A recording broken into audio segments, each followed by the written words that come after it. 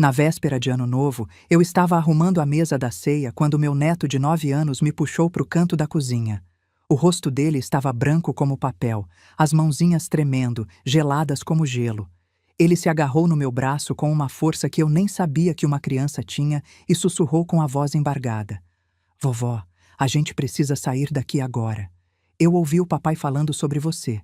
O que Pedro me contou em seguida gelou meu sangue nas veias. Às 22h30 daquela mesma noite, eu estava trancada no banheiro da minha própria casa, discando o 190 com as mãos tremendo tanto que errei o número 2 vezes, enquanto meu próprio filho, o menino que eu carreguei 9 meses na barriga, tentava arrombar a porta aos chutes e socos, gritando coisas que eu nunca imaginei ouvir da boca dele. Mas antes de eu continuar, me fala aqui nos comentários o seu nome e de onde você está vendo minha história. Gosto muito de saber quem está me ouvindo e onde minha história está chegando. Meu nome é Carmen Helena Machado Ferreira. Tenho 65 anos. Fui professora de português por 38 anos no Colégio Estadual Professor Sérgio de Freitas Pacheco, em Ribeirão Preto, interior de São Paulo. Ensinei gerações de jovens a interpretar textos, a entender as entrelinhas, a reconhecer quando um personagem estava mentindo para outro. Passei a vida toda ensinando literatura, falando de tragédias gregas, de traições shakespearianas, de vilões que se escondem atrás de sorrisos. Nunca imaginei que um dia eu ia viver uma dessas histórias, e que o vilão ia ser meu próprio filho. Eu estava colocando a toalha de mesa quando a memória me atingiu como um soco no peito. Era a mesma toalha branca com bordado dourado que minha sogra tinha me dado no meu casamento, há mais de 40 anos. A mesma toalha que eu usei em todas as ceias de Ano Novo desde então. Passei a mão no tecido gasto e fechei os olhos. 3 anos atrás, Antônio Carlos estava sentado bem ali, na cabeceira. Ele tinha rido quando eu queimei as rabanadas. "Carminha", ele disse com aquele jeito calmo que só ele tinha. "Depois de 42 anos de casamento, eu já esperava que você fosse mestre em rabanada." Eu tinha dado um tapa de brincadeira no ombro dele. Ele tinha me puxado pela cintura e me dado um beijo na testa. O último Ano Novo juntos. 3 meses depois, ele estava morto. Infarto fulminante. Nem deu tempo de chegar no hospital. Eu segurei a mão dele na ambulância enquanto ele partia, e a última coisa que ele disse foi: "Cuida do nosso menino, Carminha. Cuida do Renato." Se ele soubesse... Meu Deus, se ele soubesse o que o nosso menino estava planejando fazer comigo. Eu alicei a toalha com as mãos, sentindo o tecido gasto em alguns pontos, ainda firme em outros. 3 anos. 3 anos sem ele na cabeceira. 3 anos de cadeira vazia.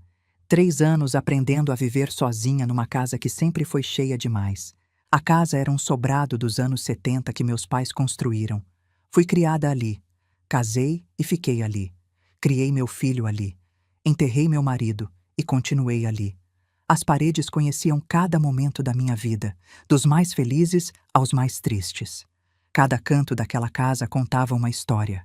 Naquela véspera de Ano Novo, eu tinha decorado tudo com cuidado. Velas perfumadas, enfeites dourados, o balde de gelo esperando a champanhe.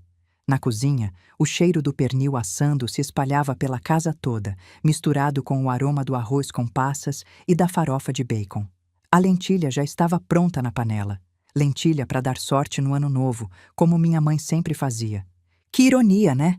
Lentilha para dar sorte e meu filho no porão planejando minha morte. O rádio tocava Roberto Carlos cantando aquelas músicas de fim de ano que todo mundo conhece. O calor do verão paulista entrava pelas janelas abertas, uns 32 graus do lado de fora, e eu ajustava o ventilador para refrescar a sala. Tudo normal. Tudo exatamente como deveria ser. Eu não fazia ideia de que seria a última ceia que eu prepararia naquela casa.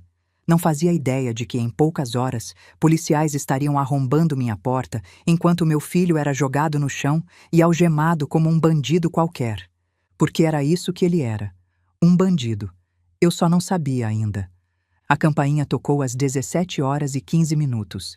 Eu sequei as mãos no pano de prato, fiz o sinal da cruz. Eu sempre faço antes de receber visita. É costume antigo. E fui atender. Antes de abrir, respirei fundo. Ensaiei um sorriso. Era importante que tudo parecesse bem. Era importante que a família estivesse unida no fim do ano. Abri a porta e lá estava ele. Renato, meu único filho, meu menino. 42 anos, alto, bonito, bem vestido como sempre.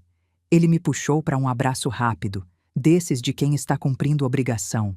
Senti o perfume caro que ele usava agora, diferente daquele que eu dava para ele todo Natal quando era mais novo. O abraço durou menos de 2 segundos. Quando ele se afastou, a primeira coisa que eu notei foi o relógio. Um Rolex, dourado, brilhando no pulso dele como se estivesse gritando para todo mundo ver. Meu estômago afundou. No mês anterior, sabe o que aconteceu?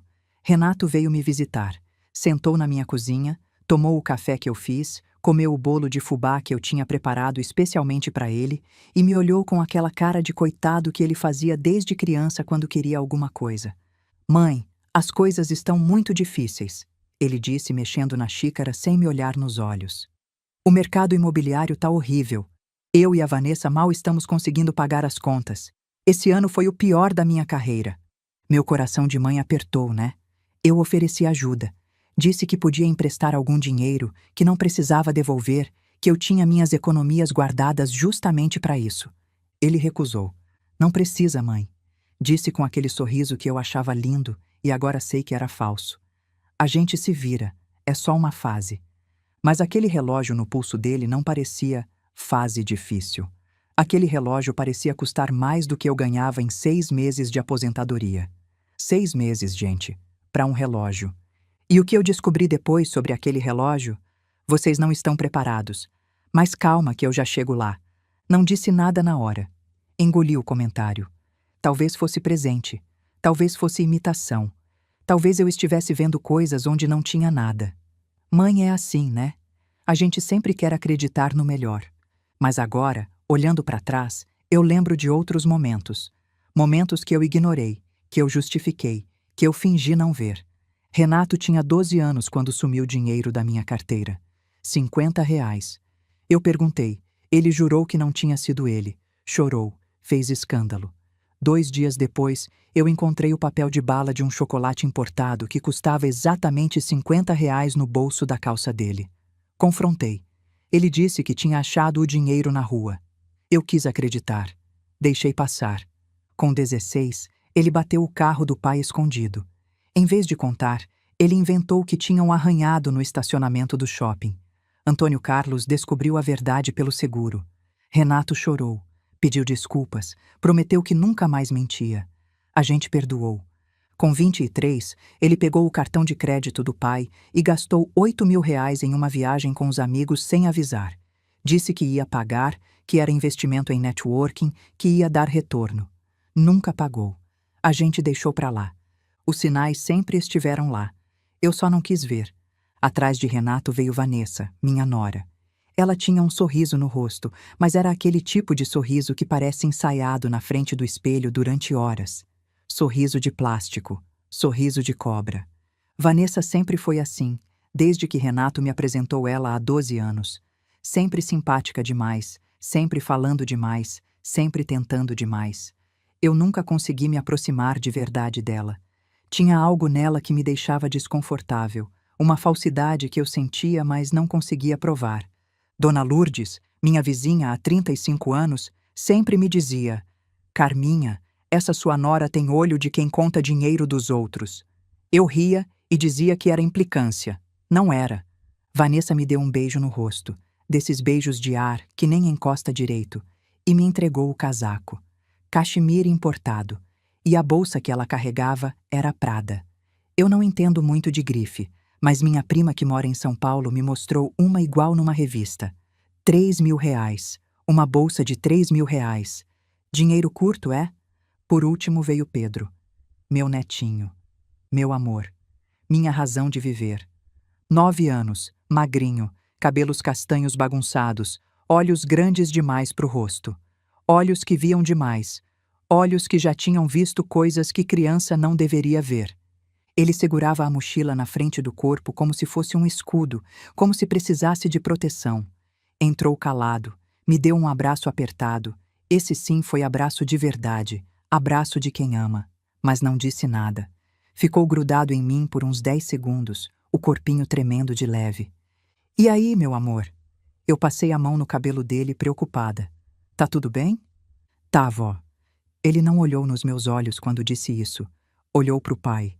Olhou rápido, de canto, como quem tem medo. Eu fui professora por 38 anos. Eu sei quando uma criança está mentindo. Eu sei quando uma criança está com medo. E Pedro estava apavorado. Mas eu não insisti.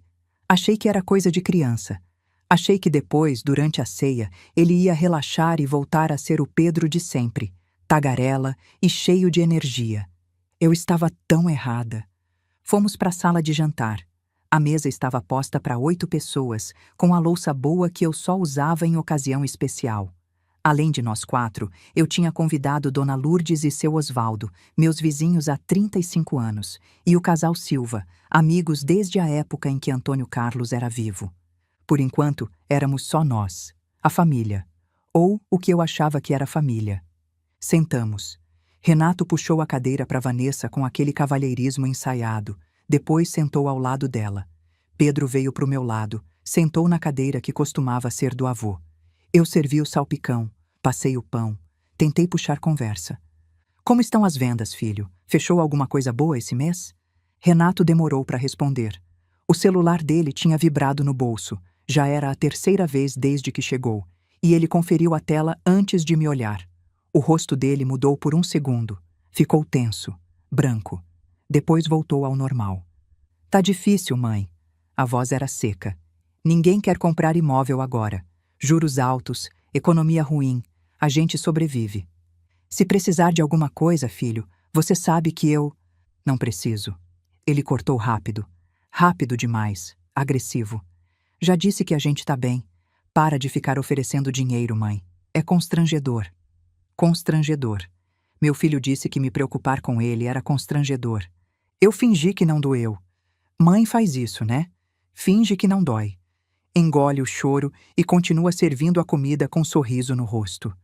Vanessa entrou na conversa, falando sem parar sobre uma liquidação no shopping, sobre uma vizinha que tinha reformado a casa, sobre a festa de fim de ano da escola do Pedro.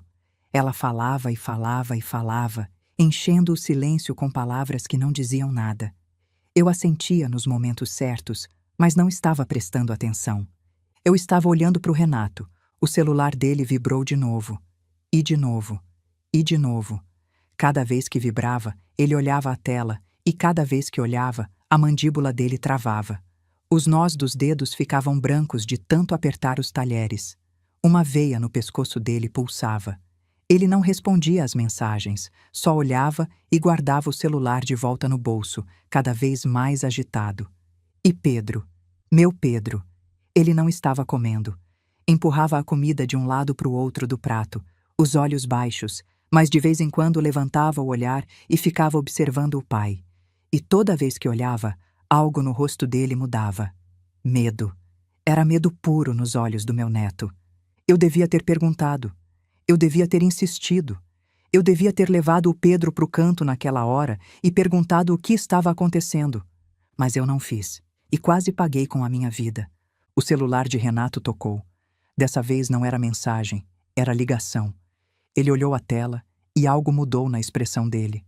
Os olhos ficaram duros, frios. O maxilar travou. Ele parecia outro homem. Preciso atender. Ele levantou, já levando o celular à orelha. É trabalho. No fim de ano? Vanessa perguntou, mas não parecia surpresa. Parecia estar repetindo uma fala decorada. Corretor não tem fim de ano. Renato já estava andando em direção à cozinha. Não demoro. Eu ouvi os passos dele descendo a escada do porão. A porta rangeu quando ele abriu. Depois, silêncio. Por que alguém atende ligação de trabalho no porão da casa da mãe? Por que não fica na sala, na cozinha, no quintal? Por que descer para o lugar mais escondido da casa para falar no telefone? Essa pergunta ficou martelando na minha cabeça. Naquele mesmo momento, Pedro pediu para ir ao banheiro. Empurrou a cadeira, murmurou um "com licença", quase inaudível, e saiu da sala de jantar. Vanessa nem pareceu notar. Continuou falando sobre promoções e vizinhos e coisas que não importavam. Falava alto, animada demais, como se estivesse tentando me distrair. E estava. Eu só não sabia ainda. Uns 10 minutos se passaram. Vanessa tinha mudado de assunto umas 3 vezes. Eu já não conseguia mais fingir que estava prestando atenção.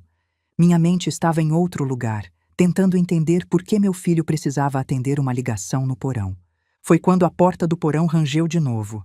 Mas não foi Renato que apareceu. Foi Pedro. E o que eu vi no rosto do meu neto me assombra até hoje.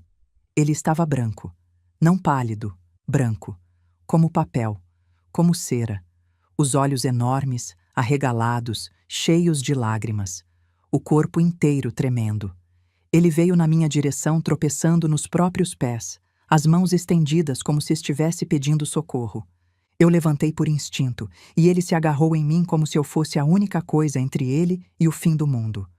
Vovó! A voz dele era um sussurro estrangulado, rasgado de medo.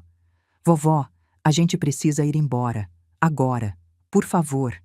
Pedro, o que aconteceu? Eu me abaixei para ficar na altura dele, segurei os ombros dele, tentei olhar nos olhos. O coração dele batia tão forte que eu conseguia sentir pelo tecido da camisa. Você está passando mal? O que foi, meu amor? Eu ouvi o papai. As palavras saíram atropeladas, misturadas com soluços. Eu desci as escadas, vovó. Eu ouvi ele falando no telefone. O mundo ficou em câmera lenta. Amor, você não pode ficar ouvindo conversa dos outros. Eu comecei, tentando usar minha voz de professora, aquela que acalma alunos nervosos. Ele me cortou. A voz dele saiu aguda, desesperada. Ele falou em você morrer, vovó. Ele falou que você ia morrer essa noite. Eu parei de respirar. Atrás de mim, eu senti Vanessa ficando em silêncio. Ela tinha ouvido? Eu não sabia. Não conseguia pensar. Puxei Pedro para o canto da cozinha, longe da mesa, longe de Vanessa. Meu coração estava disparado, batendo tão forte que eu ouvia o sangue pulsando nos ouvidos. Pedro!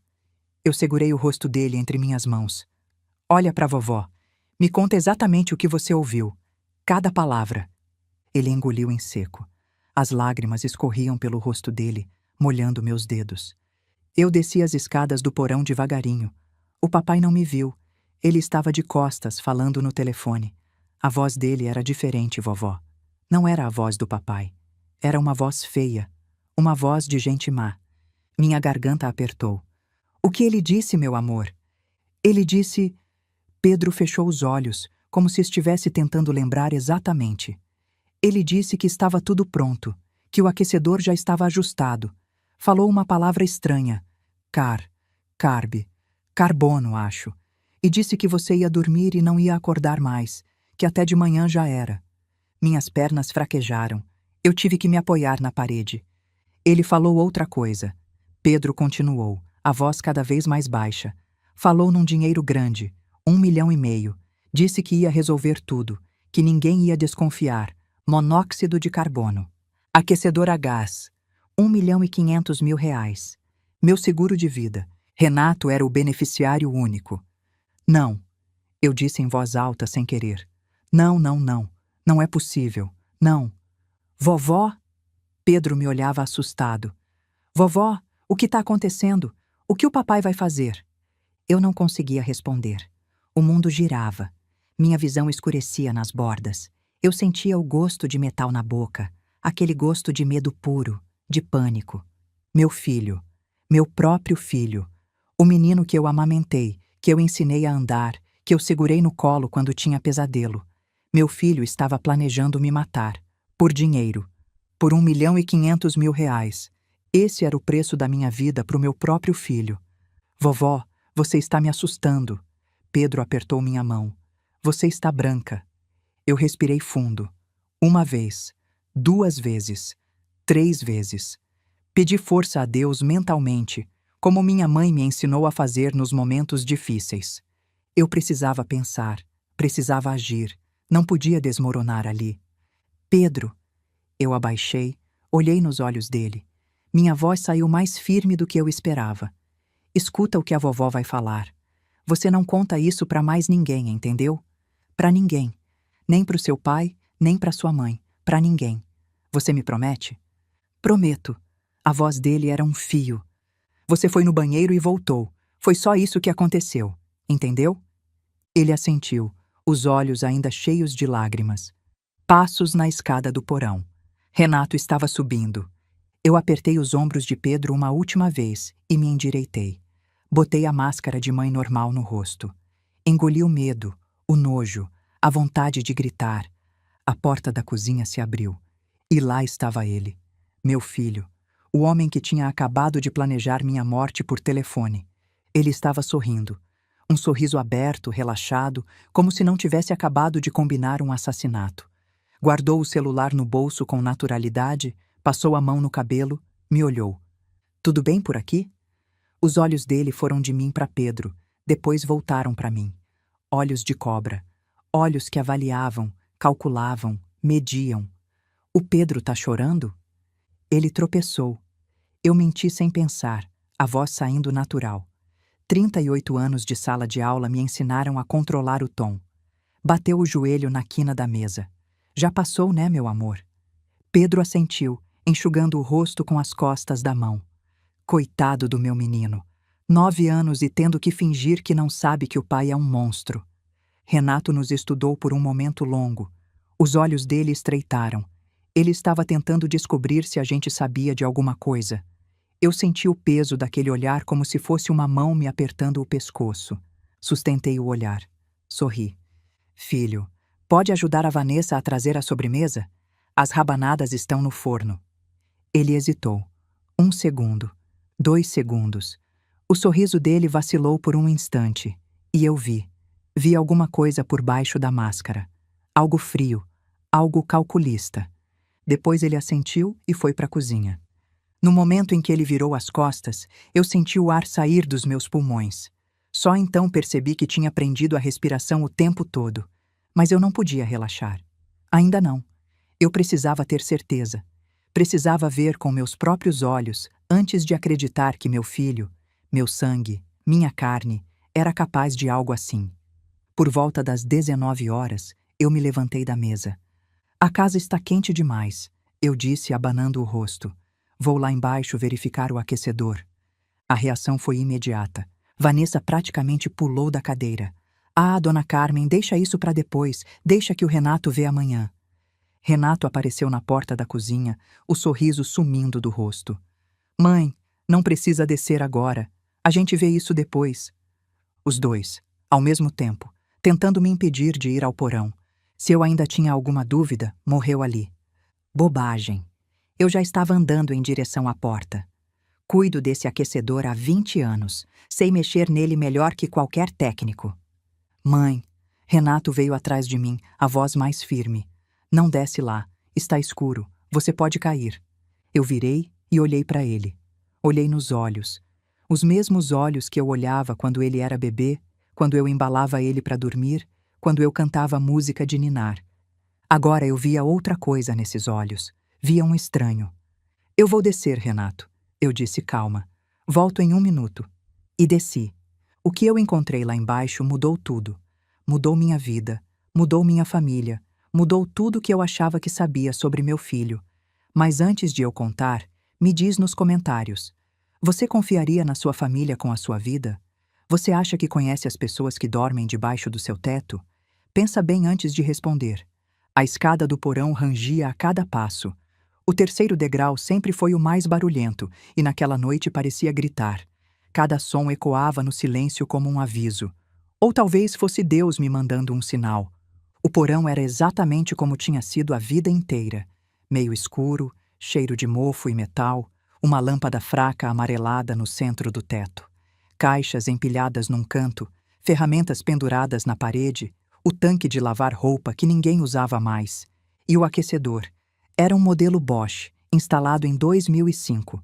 Antônio Carlos tinha contratado um técnico especializado, porque segurança com gás não era brincadeira. Carminha, ele disse na época, isso aqui pode matar se não for instalado direito. Tem que tirar o gás para fora da casa. O técnico verificou tudo. Instalou os dutos de exaustão direcionados para fora, pela parede lateral. Colocou o detector de monóxido de carbono na parede, bem visível. Antônio Carlos conferiu 2 vezes. Eu me aproximei do aquecedor com o coração na garganta. Cada passo parecia uma eternidade. Eu não queria ver.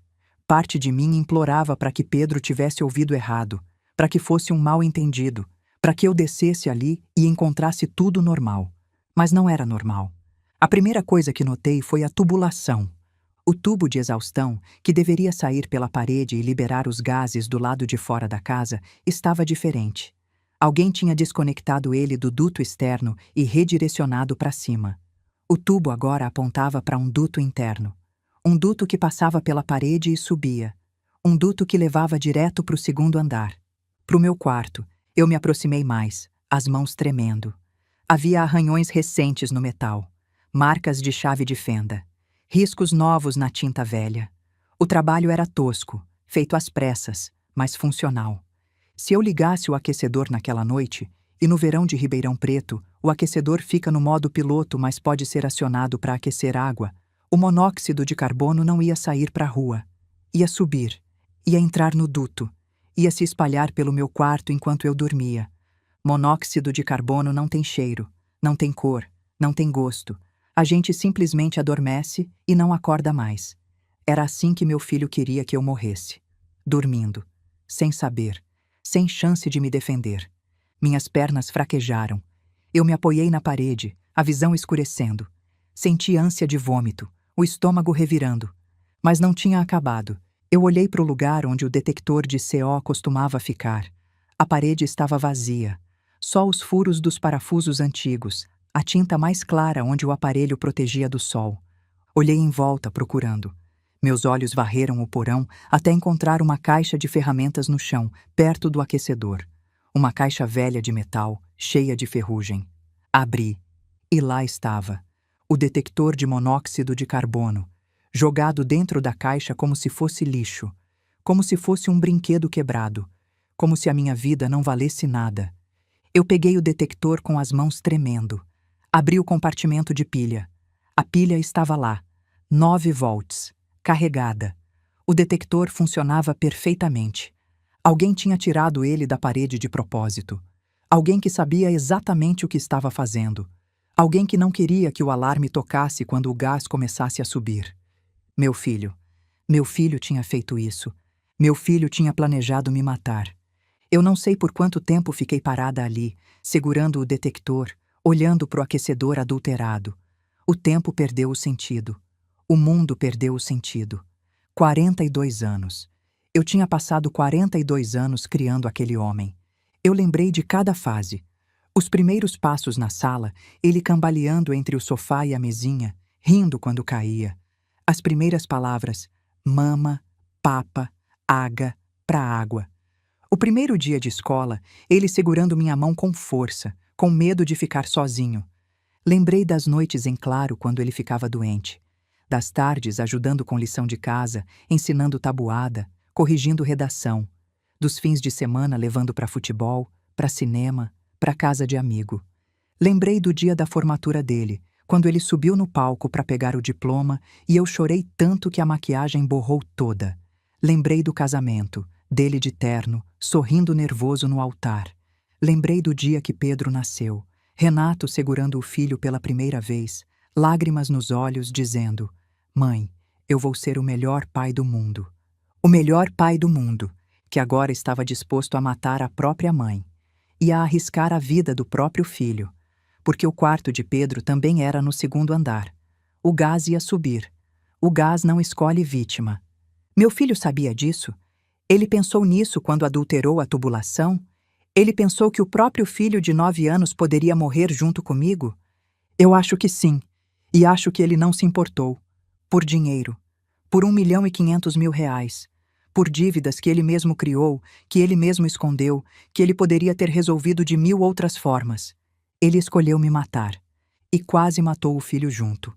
Eu respirei fundo. 1 vez. 2. 3. Pedi força a Nossa Senhora, como fazia nos momentos mais difíceis. Minha mãe dizia que a gente nunca está sozinha, que sempre tem alguém olhando por nós. Eu precisava acreditar nisso. Precisava de força para fazer o que tinha que ser feito. Tirei o celular do bolso. As mãos tremiam tanto que quase derrubei. A tela brilhou no escuro do porão. 19h38. Abri a câmera e comecei a fotografar. 3 fotos da tubulação adulterada de ângulos diferentes. Perto, médio, longe. 2 fotos do detector dentro da caixa de ferramentas. Uma foto do número de série do aquecedor. Uma foto da parede onde o detector costumava ficar. Documentar tudo. Provas, evidências. 38 anos de professora me ensinaram que sem prova não existe verdade. Sem prova é palavra contra palavra. Salvei as fotos. Mandei para minha conta de e-mail. Mandei para o Google Drive. Se algo acontecesse com meu celular, as provas estariam seguras. Passos no andar de cima. Meu sangue gelou. Os passos se aproximaram da porta do porão. Lentos, pesados. Pararam. Eu ouvi a maçaneta girar. Mãe? A voz de Renato desceu as escadas como uma cobra deslizando. Tá tudo bem aí embaixo? A senhora tá demorando. Eu guardei o celular no bolso num movimento rápido. Respirei fundo. Coloquei a máscara no rosto. Tudo ótimo, filho. Minha voz saiu firme, quase normal. Só estava verificando uma válvula. Já vou subir. Silêncio. Eu esperei, o coração batendo tão forte que eu tinha certeza de que ele podia ouvir. Não fica muito tempo aí, mãe. A voz dele tinha algo diferente.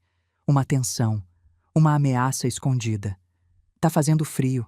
A senhora pode passar mal. Frio. Em pleno verão de Ribeirão Preto, com 32 graus lá fora. Já estou subindo. Eu ouvi os passos dele se afastando. A porta fechou. Subi a escada devagar, cada degrau uma batalha. Quando cheguei na cozinha, Renato estava lá, encostado na porta, esperando. Meu coração parou. O celular. O celular estava com a tela ainda acesa no meu bolso. O brilho era visível através do tecido da calça. Eu coloquei a mão no bolso casualmente, como se fosse ajustar a roupa, e apertei o botão para desligar a tela. Rezei para ele não ter visto. Os olhos dele me estudaram. Varreram meu rosto, minhas mãos, minha postura. Pararam no meu bolso por 1 segundo. 2 segundos. Eu parei de respirar. Depois os olhos dele subiram de volta para o meu rosto, procurando algo. Algum sinal de que eu sabia. Eu sorri. Pronto, tudo em ordem lá embaixo. Ele não sorriu de volta. A senhora está pálida, mãe. É o calor. Vamos voltar para a mesa? Por 1 segundo, nenhum de nós se moveu. Ficamos ali, mãe e filho, nos encarando. E eu vi. Por um instante, a máscara dele caiu.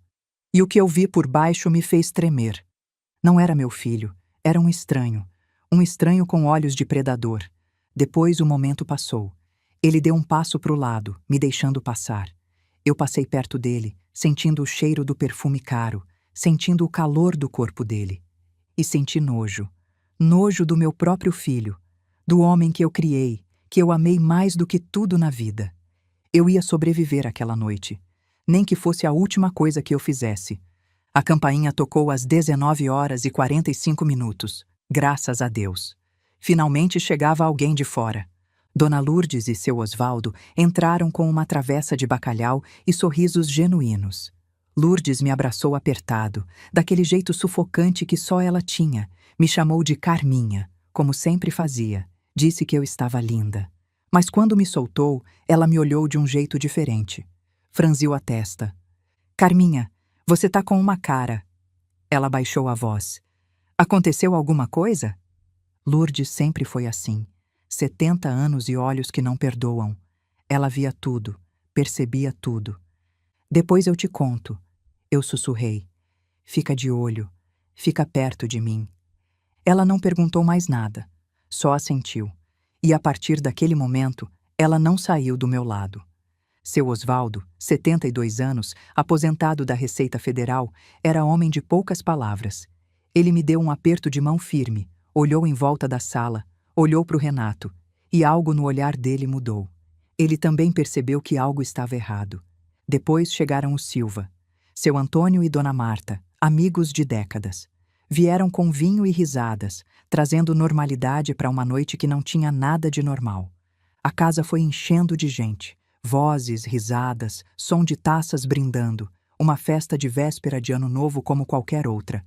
Mas eu não era a mesma. Eu me movia pela festa como um fantasma. Cumprimentava, sorria, oferecia petiscos. Por fora, a anfitriã perfeita. Por dentro, eu estava gritando, e eu observava Renato. Ele circulava pela sala como se nada estivesse acontecendo. Conversava com seu Antônio sobre futebol, ria das piadas de Osvaldo, elogiava a travessa de Lourdes, o ator perfeito, o filho exemplar, o monstro disfarçado. Vanessa também observava.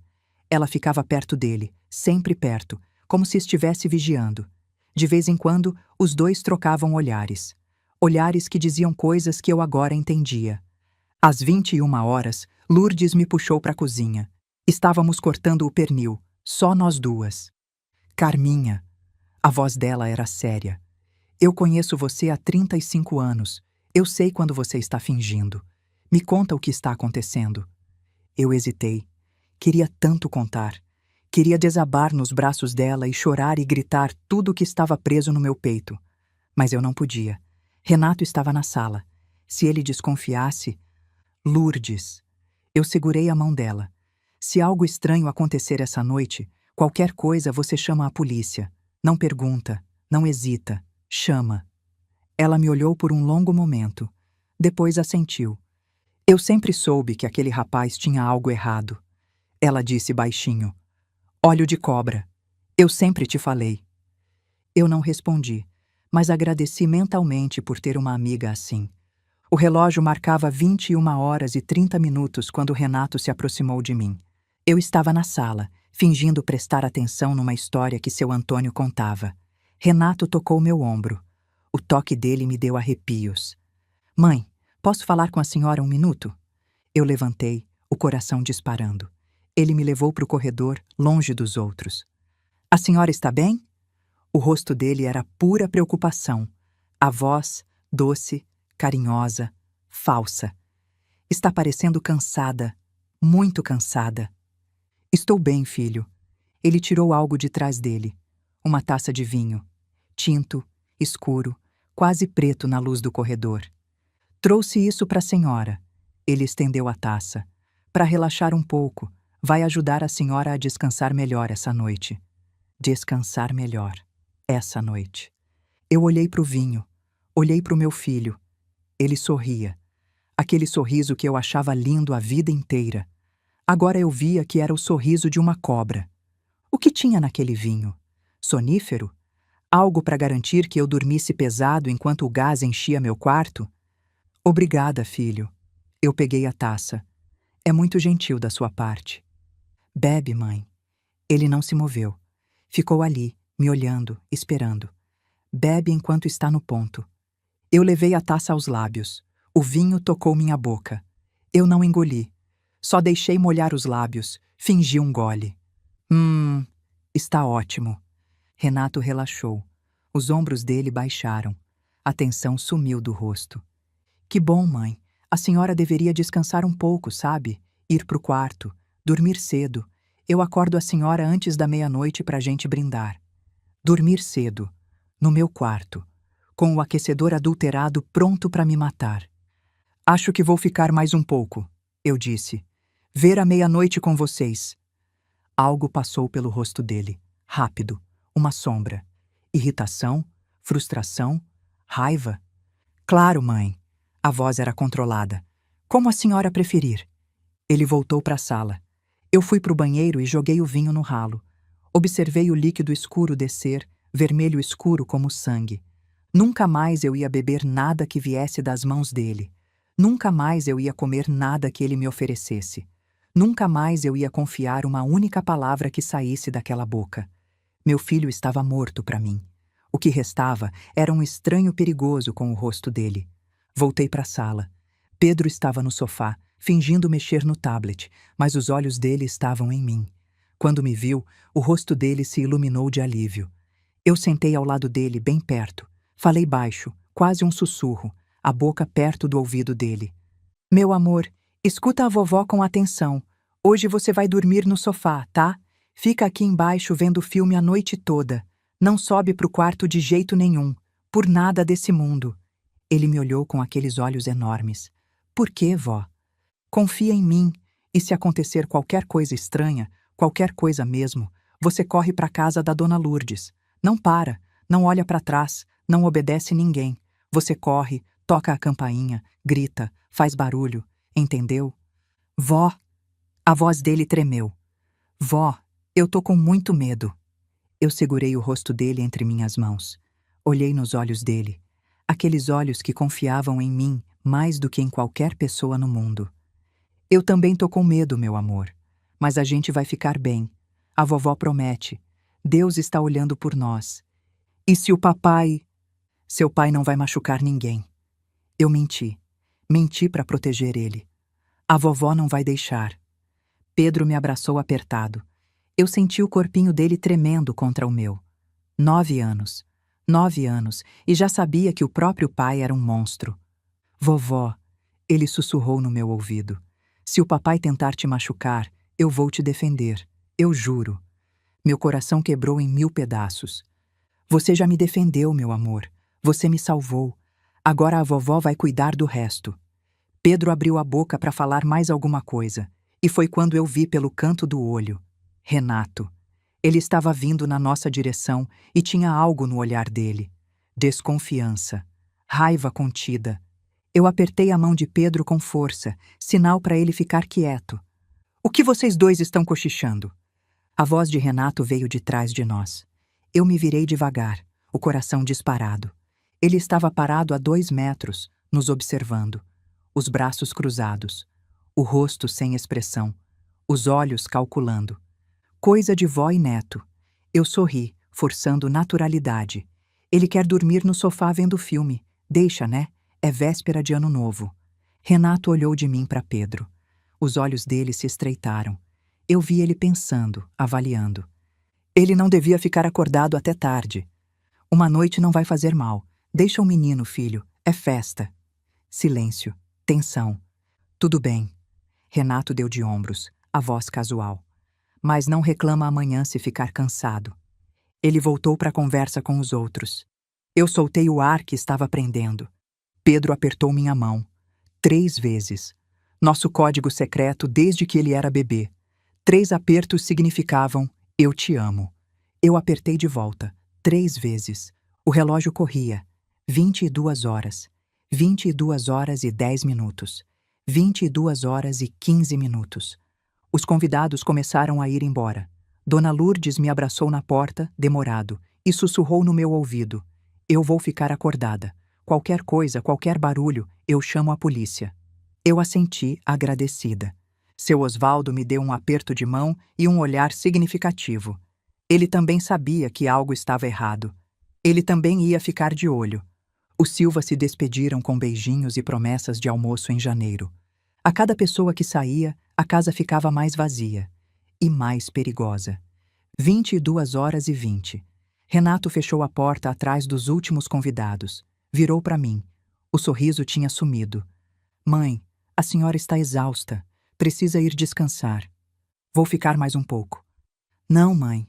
A voz dele tinha mudado. Mais firme, mais fria, mais perigosa. A senhora precisa dormir. Eu insisto. Vanessa apareceu ao lado dele. O rosto dela estava tenso, os olhos nervosos. É, dona Carmen. A senhora trabalhou tanto preparando tudo. Merece descansar. A gente acorda a senhora para brindar. Eles estavam me cercando, me empurrando para o quarto, para o aquecedor, para a morte. Eu olhei para o Pedro no sofá. Ele me olhava de volta, os olhos arregalados de medo. Sabe o quê?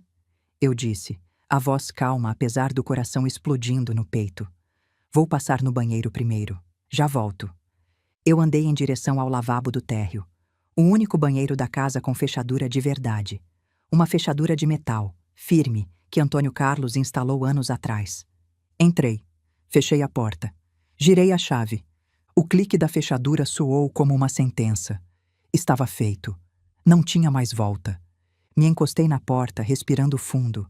As mãos tremiam tanto que eu mal conseguia segurar o celular. O coração batia tão forte que eu sentia no pescoço, nas têmporas, no peito.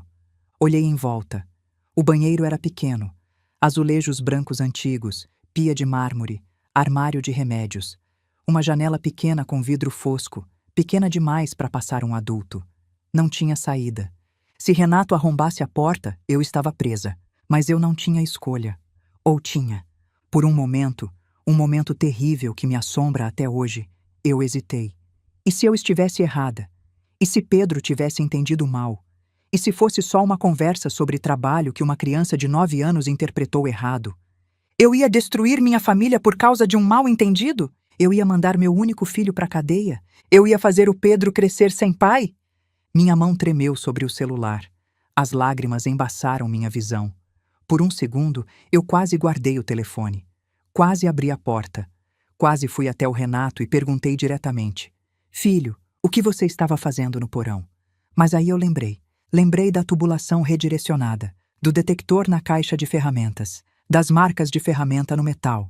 Lembrei do vinho que ele me ofereceu com aquele sorriso de cobra. Lembrei que o quarto de Pedro também era no segundo andar, que o gás ia subir, que meu neto podia morrer junto comigo. Isso não era mal-entendido. Isso era tentativa de assassinato. E se eu não agisse agora, nós dois estaríamos mortos até de manhã. Eu enxuguei as lágrimas, respirei fundo e fiz o que tinha que ser feito. Peguei o celular. A tela brilhou no escuro. 22 horas e 27 minutos. Bateria em 47%. Disquei 190. Errei o número. Os dedos tremiam demais. Respirei fundo. Tentei de novo, chamando. 1 toque, 2 toques, 3. 190. Qual a sua emergência? A voz era feminina, profissional, calma. Uma âncora no meio do caos. Meu nome... Eu engoli seco, forcei as palavras a saírem. Meu nome é Carmen Helena Machado Ferreira. Estou na Rua das Palmeiras, 247, Jardim Sumaré, Ribeirão Preto. Meu filho e minha nora estão tentando me matar essa noite. Pausa do outro lado. Eu quase ouvi a atendente prendendo a respiração. Senhora, pode repetir o que disse? Meu filho adulterou o aquecedor a gás da minha casa para me matar com monóxido de carbono. As palavras jorravam agora, desesperadas. Ele redirecionou a tubulação de exaustão para o meu quarto. Tirou o detector de gás da parede. Eu tenho fotos, tenho provas. Meu neto de 9 anos ouviu ele planejando pelo telefone. A senhora está em local seguro agora? Estou trancada no banheiro, mas meu filho vai perceber que eu... Bang! Batida forte na porta. Eu quase deixei o celular cair. Mãe! A voz de Renato do outro lado. A senhora tá aí dentro? Eu cobri o microfone com a mão. Tô bem, filho. Só um mal-estar. Abre a porta. Deixa eu ver se a senhora precisa de alguma coisa. Não precisa. Já já eu saio. Silêncio. Um silêncio pesado, perigoso. Depois, mãe, com quem a senhora está falando? Gelo na espinha. Com ninguém, filho. Tô sozinha. A maçaneta girou. Uma vez, 2 vezes. Ele estava testando a fechadura. Mãe, abre essa porta. Cada palavra era uma ameaça. A voz dele não era mais de filho, era de predador. Senhora! A voz da atendente no celular, urgente. Viaturas já estão a caminho. Tempo estimado, 5 minutos. Fica na linha comigo. Não desliga. Vou tentar, eu sussurrei. Mãe! Renato gritou, e eu ouvi ele se jogando contra a porta. A madeira tremeu. Com quem você tá falando? A voz de Vanessa histérica do corredor. Renato, ela tá ligando pra polícia. Eu ouvi ela falando no banheiro. O quê? O mundo explodiu. Bang, bang, bang. Renato chutava a porta com toda a força. A madeira rangia, rachava, a fechadura tremia.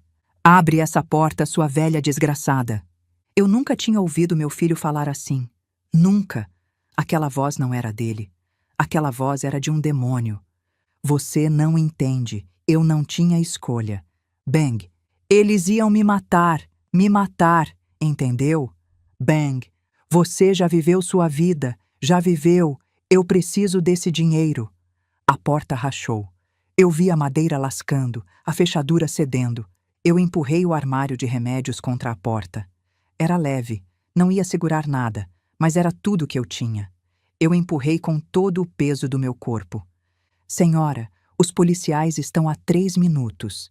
A voz da atendente era firme, profissional, me mantendo ancorada. Não abre a porta, em hipótese nenhuma. Bang! Você vai destruir nossa família, Renato berrava. Você vai me ver na cadeia. Sua própria mãe mandando o filho pra cadeia. Eu gritei de volta, a raiva finalmente explodindo.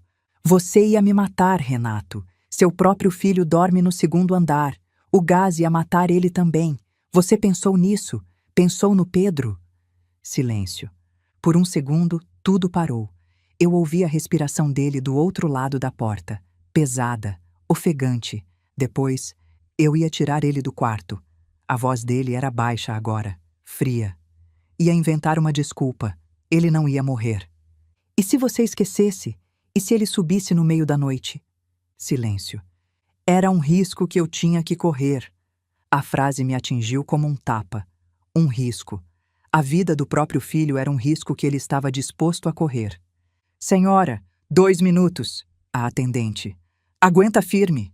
Bang. A porta cedeu mais. Eu via a madeira quebrando, a fechadura quase soltando. Renato, a gente tem que ir embora. Vanessa gritava desesperada. A polícia tá chegando, vamos pela porta dos fundos. Não, eu preciso. Bang. Explicar para ela. Bang. Ela não entende. Eu entendo perfeitamente. Eu gritei, a voz rasgando minha garganta. Você queria me matar para pegar o seguro. 1,5 milhão. Esse é o preço da sua mãe, Renato. 1,5 milhão? Bang. E então eu ouvi. Sirenes. Distantes no começo, mas se aproximando. Cada vez mais perto, cada vez mais alto. O som mais lindo que eu já ouvi na vida. Não. A voz de Renato mudou. O desespero tomou conta. Não, não, não. Renato, vamos agora! Vanessa puxava ele, passos correndo, se afastando. Senhora, a atendente, os policiais estão na sua porta. A senhora consegue ouvir? E então, mais alto que as sirenes, mais alto que qualquer coisa. Polícia! Abram a porta! Crash. A porta da frente sendo arrombada. Parados! Mãos na cabeça! No chão! Agora! Gritos, correria, sons de luta, algo caindo, alguém chorando. Estou desarmado, estou desarmado. No chão! Agora! As mãos onde eu possa ver. Senhora! A voz da atendente, gentil agora, suave. Os policiais estão dentro da casa. A senhora está segura. Pode abrir a porta do banheiro. Eu fiquei parada por um momento. As pernas não obedeciam. O corpo inteiro tremia. Depois, devagar, eu empurrei o armário para o lado. Girei a chave. Abri a porta. Uma policial estava no corredor. Jovem, cabelo preso, mão na arma. O rosto dela era sério, profissional. A senhora é Carmen Ferreira? Sou. Está ferida? Não. Seu neto está seguro. Está com outro policial na sala. Pedro. Meu Pedro estava seguro. Eu saí do banheiro e caminhei pelo corredor como se estivesse num pesadelo. Luzes vermelhas e azuis entravam pelas janelas, pintando as paredes. Vozes no rádio da polícia. Barulho de sirenes, de passos, de comandos. Na sala, eu vi. Renato estava no chão, de bruços. As mãos algemadas nas costas. Um policial com o joelho nas costas dele. O rosto dele estava vermelho, suado, os olhos arregalados de pânico. Quando me viu, ele começou a chorar. Mãe, me desculpa, eu não queria. Eu devia 890 mil reais, mãe, quase 1 milhão. Os agiotas ameaçaram matar a Vanessa, machucar o Pedro. Eu não tinha escolha. Eu parei na frente dele. Olhei para baixo. Pro meu filho. Pro menino que eu criei. Pro homem que tentou me matar. Você tinha escolha. Minha voz saiu estranha, fria, morta. Você podia ter me contado, podia ter pedido ajuda, podia ter vendido tudo que tinha e recomeçado do zero. Você escolheu me matar. Mãe. E o Pedro? Eu senti a raiva subindo, queimando. Seu filho de 9 anos. Ele dorme no segundo andar. O gás ia subir. Ia matar ele também. Você pensou nisso quando estava mexendo no aquecedor? Pensou que podia matar seu próprio filho? O rosto dele se contorceu. Eu ia tirar ele. Ia? Eu me abaixei, olhei nos olhos dele. Ou era um risco que você estava disposto a correr? Foi isso que você gritou, Renato. Que era um risco que você tinha que correr. A vida do seu filho. Um risco. Ele não respondeu. As lágrimas escorriam pelo rosto dele, misturando com a sujeira do chão. Não me chama de mãe, eu disse, me levantando. Você perdeu esse direito. Um policial o puxou pelos braços, levantou do chão. As algemas brilhavam na luz das sirenes. Renato Augusto Ferreira, você está preso em flagrante por tentativa de homicídio qualificado. Você tem o direito de permanecer calado. As palavras continuaram, mas eu já não ouvia. Eu tinha me virado. Pedro estava no canto da sala, seguro por uma policial. O rosto dele estava lavado de lágrimas, os olhos vermelhos. Mas quando me viu, ele correu. Eu me ajoelhei e ele se jogou nos meus braços. Pequeno, tremendo, chorando. Vovó, vovó, eu tive tanto medo. Acabou, meu amor. Eu o apertei contra mim, sentindo o coração dele batendo contra o meu. Acabou, estamos seguros. Atrás de mim, eu ouvi Vanessa sendo arrastada para fora. Ela chorava, gritava que não tinha feito nada, que não sabia de nada. Mentiras, tudo mentira. Os policiais levaram Renato para a viatura. Antes de sair, ele virou a cabeça. Nossos olhos se encontraram uma última vez. Os lábios dele se moveram. Eu não ouvi o som, mas li as palavras. A culpa é sua. A culpa é sua. Depois de tudo. Depois de planejar minha morte. Depois de arriscar a vida do próprio filho. A culpa era minha.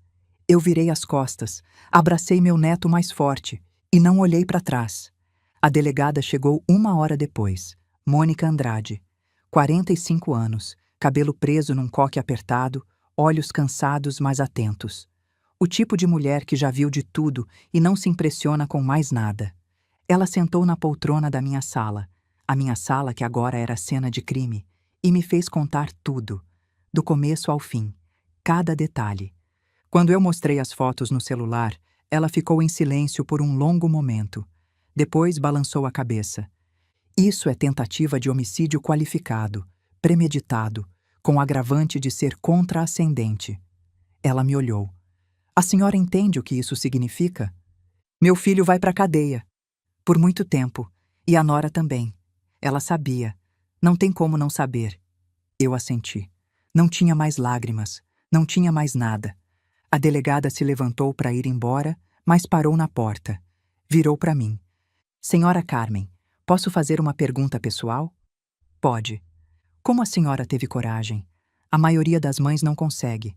Preferem morrer a denunciar os filhos. Eu olhei para Pedro, adormecido no sofá depois de tanto chorar. Não foi coragem, eu disse. Foi ele. Se fosse só eu, talvez... Eu não sei. Talvez eu tivesse confrontado o Renato, tentado resolver de outra forma, deixado ele me convencer de que era engano. Fiz uma pausa. Mas o Pedro também estava em perigo. O quarto dele é no 2º andar. O gás ia matar nós dois. E quando eu entendi isso, não teve mais dúvida. Entre o meu filho que queria me matar e o meu neto que podia morrer junto, a escolha foi fácil. A delegada assentiu devagar. A senhora salvou 2 vidas hoje, a sua e a dele. Lembra disso quando vier o peso. Ela saiu. Eu fiquei ali, sozinha na minha sala destruída, ouvindo as sirenes ao longe, olhando meu neto dormir. Meia-noite chegou sem que eu percebesse. Fogos de artifício estouraram no céu. O ano novo começou, e eu estava viva para ver. Dona Lourdes atravessou a rua assim que a última viatura foi embora. Ela entrou na minha casa sem pedir licença, olhou em volta para os policiais que ainda documentavam tudo e foi direto até mim. Carminha, você e o Pedro vão dormir lá em casa. Não discute. Lourdes. Não discute. Ela já estava pegando Pedro do sofá, com aquela força de mulher que criou 4 filhos e enterrou 2 maridos. Essa casa é cena de crime. Você não pode ficar aqui. E mesmo se pudesse, eu não ia deixar. Eu não tive forças para discutir. Ela me guiou para fora da minha própria casa, atravessamos a rua, entramos na casa dela. Seu Osvaldo estava na sala, sério como sempre. Ele só assentiu quando entramos. Eu sempre desconfiei daquele rapaz. Lourdes disse enquanto colocava Pedro no quarto de hóspedes. Sempre, desde que ele era adolescente. Olho de cobra, eu sempre falei. Olho de quem calcula tudo, de quem não sente nada de verdade. E eu nunca quis ouvir, porque era seu filho. Mãe nenhuma quer ver defeito em filho. Ela me levou para a cozinha, fez chá. Mas isso não é defeito, Carminha. Defeito é ser preguiçoso, teimoso, bagunceiro. O que ele fez é maldade. Maldade pura. Eu tomei o chá em silêncio. Camomila. Quente, doce, reconfortante. Lourdes sentou na minha frente. Você fez a coisa certa, a única coisa certa. Eu mandei meu filho para a cadeia. Ele se mandou para a cadeia. Ele, quando decidiu que 1,5 milhão valia mais que a vida da própria mãe. Ela segurou minha mão. Você não criou isso, Carminha. Você criou um filho. Deu amor, educação, valores. O que ele fez com tudo isso foi escolha dele. Eu queria acreditar. Queria tanto acreditar. Do lado de fora, os últimos fogos de artifício estouravam. O primeiro dia do ano novo tinha chegado. Feliz ano novo, Carminha. Lourdes disse baixinho. Feliz ano novo, Lourdes. Ela me abraçou. Um abraço de verdade, apertado, demorado. E eu chorei. Chorei tudo que estava segurando desde que Pedro me puxou para o canto da cozinha. Chorei pelo filho que eu perdi, pela família que se destroçou, pela velha de 65 anos que quase morreu na própria cama. Chorei até não ter mais lágrimas. Depois, Lourdes me cobriu com uma manta no sofá e ficou ali do lado até eu adormecer, como uma mãe faz com uma filha. Naquela noite, pela primeira vez em 3 anos, eu rezei antes de dormir. Rezei agradecendo por estar viva, por Pedro estar vivo, por ter tido coragem de fazer a coisa certa. E pedi perdão. Não sei bem para quê. Talvez por não ter visto os sinais antes. Talvez por ter criado um filho capaz daquilo. Talvez só por estar tão quebrada por dentro. Deus, eu disse, cuida do meu neto. Cuida de nós dois. E me dá força para o que vem pela frente. Eu ia precisar. Os próximos 3 meses foram os mais difíceis da minha vida. Não só pelo trauma, não só pelos pesadelos, mas pelo julgamento das pessoas. A notícia se espalhou pelo bairro como fogo em palha seca. A professora Carmen, aquela que morava na Rua das Palmeiras, mandou prender o próprio filho. Era assim que me chamavam agora. Não mais Dona Carmen, não mais a professora. Era aquela que mandou prender o filho. Algumas pessoas entenderam. Dona Lourdes, seu Osvaldo, os amigos mais próximos. Eles sabiam a verdade. Eles me apoiaram. Mas outros me olhavam como se eu fosse um monstro. Na padaria onde eu comprava pão há 30 anos, a atendente nova me olhou de cima a baixo e sussurrou para a colega. É ela, a que entregou o filho para a polícia. Como se eu tivesse cometido o crime. Como se a vítima fosse o Renato. Na igreja, na minha igreja, onde eu ia todo domingo há décadas, uma mulher que eu nem conhecia direito veio até mim depois da missa. Eu queria te falar uma coisa. Ela disse com aquela voz de quem acha que está fazendo um favor. Filho é filho. A gente não entrega filho para a polícia. Não importa o que ele fez. Família resolve em família. Eu olhei para ela. Olhei bem nos olhos dela. Ele tentou me matar. Eu disse, a voz calma. Adulterou o aquecedor da minha casa para eu morrer dormindo. Meu neto de 9 anos quase morreu junto.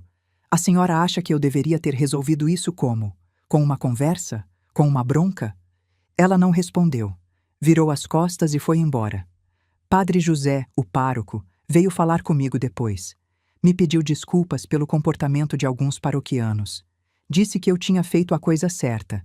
Disse que proteger os inocentes às vezes significa denunciar os culpados, mesmo quando os culpados são da nossa família. Deus sabe o que está no seu coração, Carmen. Ele disse segurando minha mão. E eu também sei. Você não fez nada de errado. Mas nem todo mundo pensava assim. Eu perdi algumas amizades naqueles meses. Pessoas que eu conhecia há anos simplesmente pararam de falar comigo. Atravessavam a rua quando me viam. Não atendiam minhas ligações. Uma delas, Marta, amiga de faculdade, madrinha de casamento, me mandou uma mensagem dizendo que não podia mais manter contato comigo. Eu não consigo entender como uma mãe faz isso, ela escreveu. Espero que você encontre paz, mas eu não posso fazer parte disso. 40 anos de amizade, jogados fora, porque eu me recusei a morrer calada. Foi difícil. Não vou mentir. Teve dias que eu não queria sair de casa. Dias que eu chorava no banheiro para Pedro não ver. Dias que eu me perguntava se tinha feito a coisa certa. Mas aí eu olhava para o meu neto, vivo, saudável, seguro, e eu sabia que tinha feito a única escolha possível. O julgamento começou em março. 3 semanas de audiências.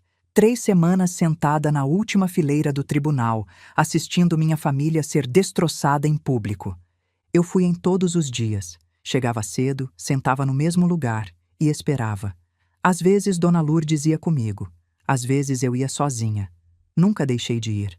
A primeira coisa que eu vi quando entrei no tribunal pela primeira vez foi Renato.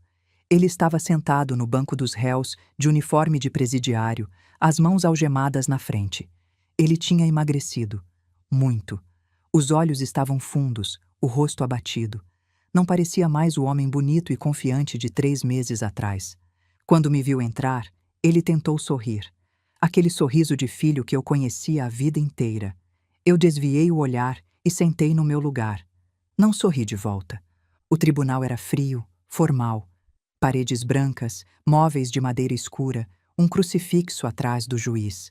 O ar-condicionado zunia baixinho e eu tremia embaixo do meu casaco mesmo não fazendo frio. Eu ouvia os sussurros quando passava. É ela. A mãe. Coitada. Será que ela sabia? E o pior, como uma mãe faz isso com o filho? Como uma mãe faz isso com o filho, como se eu tivesse feito alguma coisa, como se a culpa fosse minha, como se eu não fosse a vítima. Eu queria gritar, queria me levantar e gritar para todo mundo que não fui eu que planejei assassinato, não fui eu que adulterou o aquecedor, não fui eu que estava disposta a matar por dinheiro. Mas eu não gritei. Fiquei calada, de cabeça erguida, e deixei a justiça fazer seu trabalho. O promotor era um homem jovem, uns 35 anos, cheio de energia. Dr. Fabrício Moreira. Ele apresentou as provas uma por uma, metódico, implacável. As fotos da tubulação adulterada. Cada imagem ampliada na tela grande, mostrando os arranhões recentes, as marcas de ferramenta, o trabalho mal feito às pressas. O laudo pericial. O engenheiro que examinou o aquecedor explicou, com diagramas e números, exatamente como o monóxido de carbono teria se espalhado pela casa. Se o aquecedor funcionasse por 6 horas, ele disse, a concentração de CO no segundo andar seria letal. Qualquer pessoa dormindo naqueles quartos não acordaria. O detector de CO com as digitais de Renato, encontrado na caixa de ferramentas do porão. A pilha ainda funcionando. O histórico de dívidas, R$ 890 mil no total, 350 mil para agiotas, 280 mil em jogos de azar online, 180 mil em cartões de crédito, 80 mil em empréstimos bancários, quase R$ 1 milhão, quase R$ 1 milhão em dívidas que eu nunca soube que existiam. Quando o promotor mostrou os extratos das casas de apostas, eu quase não acreditei. Renato apostava online há quase uma década. Apostas esportivas, cassino virtual, pôquer. Ele perdeu uma fortuna. E eu nunca desconfiei de nada. Mas o pior ainda estava por vir. Meritíssimo, o promotor disse. Eu gostaria de apresentar a prova mais contundente do planejamento e premeditação deste crime. As mensagens de celular trocadas entre os réus. O tribunal ficou em silêncio. O promotor leu em voz alta. Cada palavra ecoou nas paredes frias. Renato para Vanessa, 3 semanas antes do Natal. Já falei com o cara. Ele me ensinou como redirecionar o tubo. É simples. Qualquer idiota faz. Vanessa para Renato. E se der errado? E se ela acordar? Renato. Não vai dar errado. CO não tem cheiro, não tem cor. Ela vai dormir e não acorda. Simples assim. Igual no filme. Vanessa. E o Pedro? Renato. A gente fala para ele dormir no sofá. Inventa que o quarto tá com mofo. Ele acredita em qualquer coisa. Vanessa. E se ele não quiser? Renato. Vanessa. É 1,5 milhão. 1,5 milhão. Dá para pagar todas as dívidas. Sobra pra gente viver bem. E ainda guarda pro Pedro. A velha já viveu a vida dela. Tá com 65 anos, viúva, sozinha. Tá praticamente esperando morrer mesmo. Eu fechei os olhos quando ouvi essa última frase. Tá praticamente esperando morrer mesmo. Era assim que meu filho pensava sobre mim. Uma velha inútil esperando morrer. Um obstáculo entre ele e R$ 1,5 milhão. O promotor continuou lendo. Tinha mais, muito mais. Mensagens discutindo o melhor dia. Véspera de Ano Novo, mãe. Todo mundo morre de acidente nessa época. O melhor método. CO é indetectável, parece natural.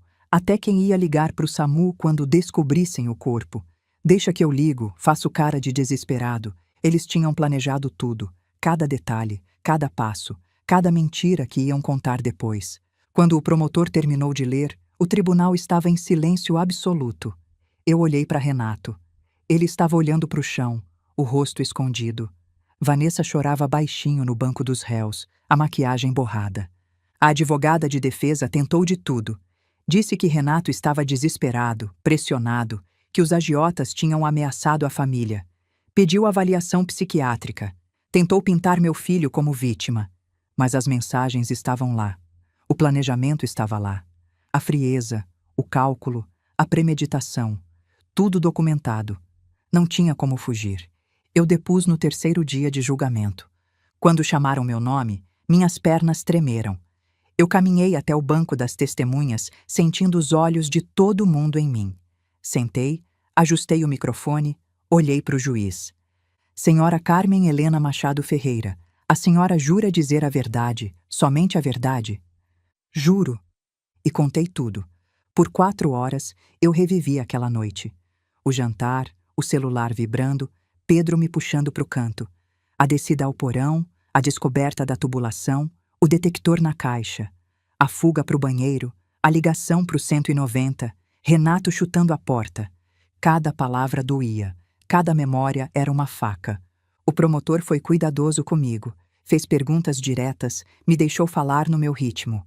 A advogada de defesa tentou me desestabilizar. Senhora Carmen, não é verdade que a senhora sempre teve uma relação difícil com seu filho? Não. Eu amava meu filho, sempre amei. E não é verdade que a senhora se recusou a ajudá-lo financeiramente quando ele mais precisou? Eu ofereci ajuda várias vezes. Ele sempre recusou. Talvez porque a senhora colocava condições? Talvez porque a senhora o humilhava? Eu nunca humilhei meu filho. Eu ofereci dinheiro, sem condições, sem cobranças. Ele disse que não precisava, que estava bem. E a senhora acreditou? Eu era mãe. Mães querem acreditar nos filhos. A advogada tentou mais umas perguntas. Tentou sugerir que Pedro tinha entendido errado, que a tubulação já podia estar assim antes, que era tudo coincidência. Eu respondi tudo com calma. 38 anos de sala de aula me ensinaram a não me deixar intimidar. Eu era professora. Já tinha enfrentado aluno difícil, pai revoltado, diretor incompetente. Uma advogada tentando me confundir não era nada perto disso. No final do meu depoimento, a advogada fez uma última pergunta. Senhora Carmen, a senhora ainda ama seu filho? A sala ficou em silêncio. Eu olhei para Renato, sentado no banco dos réus. Ele me olhava de volta, os olhos cheios de lágrimas. Eu amei meu filho por 42 anos. Eu disse devagar, escolhendo cada palavra. Amei o bebê que eu segurei no colo. Amei o menino que aprendeu a andar segurando na minha mão. Amei o adolescente difícil, o adulto complicado. Amei ele em todos os momentos, mesmo quando ele não merecia. Respirei fundo. Mas o homem que planejou me matar por R$1,5 milhão, que escreveu que eu estava esperando morrer mesmo, que estava disposto a arriscar a vida do próprio filho de 9 anos. Eu olhei direto nos olhos de Renato. Esse eu não conheço. Esse não é meu filho. Meu filho morreu em algum momento que eu não percebi. O que sobrou é um estranho que tem o rosto dele. Renato baixou a cabeça e chorou. Eu não senti nada. No intervalo do julgamento, quando eu estava saindo para tomar um café, Vanessa me interceptou no corredor. Ela estava com as algemas na frente, uma policial do lado, mas mesmo assim veio na minha direção com os olhos cheios de lágrimas. Dona Carmen. A voz dela estava rouca, desesperada. Dona Carmen, por favor, eu preciso falar com a senhora. A policial fez menção de afastá-la, mas eu levantei a mão. Deixa, eu quero ouvir. Vanessa me olhou. Por um momento, eu vi outra pessoa ali. Não a nora falsa de sorriso de plástico. Vi uma mulher assustada, destruída, que finalmente tinha caído na realidade do que tinha feito. Foi ideia dele. Ela disse rápido, as palavras atropeladas. Foi tudo ideia do Renato. Eu não queria. Eu disse para ele que era loucura, que a gente ia ser pego, que tinha que ter outro jeito. Mas ele não me ouvia. Ele estava obcecado com esse plano. Você podia ter me contado, eu disse, a voz fria. Você podia ter me avisado. Você podia ter ido à polícia. Ele é meu marido. Eu tinha medo. Medo do que ele ia fazer comigo se eu traísse ele. Medo dos agiotas. Medo de perder tudo. Então você preferiu deixar ele me matar. Vanessa baixou os olhos. Eu achei que ele ia desistir. Achei que na hora ele não ia ter coragem. Eu nunca achei que ele fosse realmente... Você sabia que o quarto do Pedro é no segundo andar. Eu interrompi. Você sabia que o gás ia subir. Você estava disposta a arriscar a vida do seu próprio filho. O rosto dela se contorceu. Eu ia tirar ele do quarto. Eu ia garantir que ele ficasse no sofá. Eu nunca ia deixar. Você não sabe disso. Ninguém sabe. E se você esquecesse? E se ele subisse no meio da noite para pegar um brinquedo? E se ele acordasse e fosse procurar vocês? Eu dei um passo para frente. Você estava disposta a jogar roleta russa com a vida do seu filho de 9 anos. Pelo quê? Por dinheiro? Vanessa não respondeu. As lágrimas escorriam pelo rosto dela, borrando a maquiagem. Eu vou te dizer uma coisa, Vanessa. Eu disse baixo, para só ela ouvir. Eu não sei se um dia vou perdoar o Renato. Provavelmente não. Mas ele pelo menos era meu filho. Eu criei ele errado. Falhei com ele de alguma forma. Tenho minha parte da culpa. Fiz uma pausa. Mas você? Você era mãe. Você tinha um filho para proteger. E você escolheu o dinheiro. Você escolheu o marido.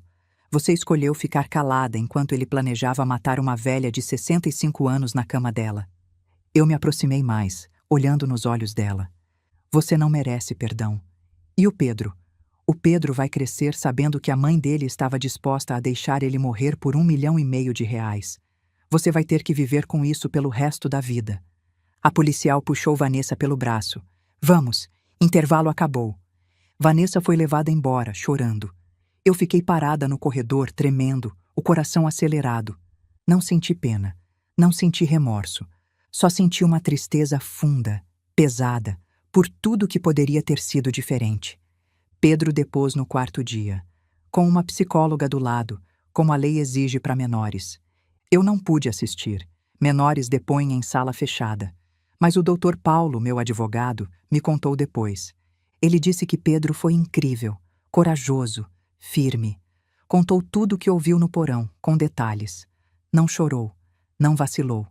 Aquele menino é mais forte que muito adulto que eu conheço, o Dr. Paulo disse. Ele olhou para o promotor e disse: Eu ouvi meu pai planejando matar minha avó. E se eu não tivesse contado para ela, ele teria conseguido.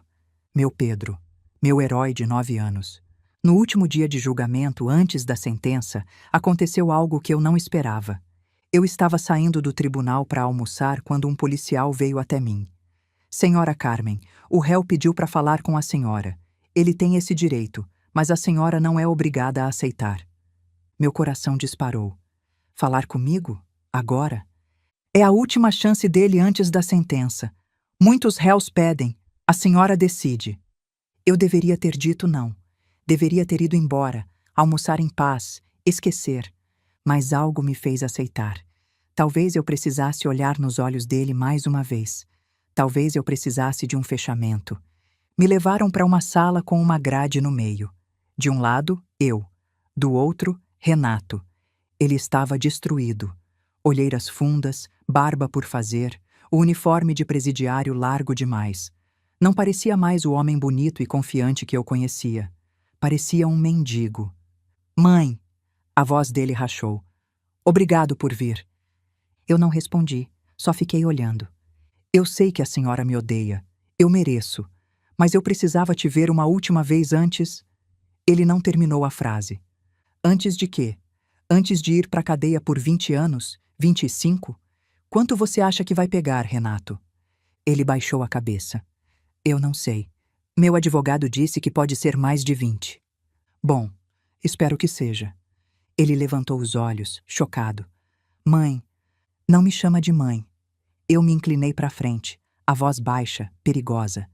Você perdeu esse direito quando decidiu que 1,5 milhão valia mais que minha vida. Quando escreveu que eu estava esperando morrer mesmo. Quando colocou a vida do seu próprio filho em risco.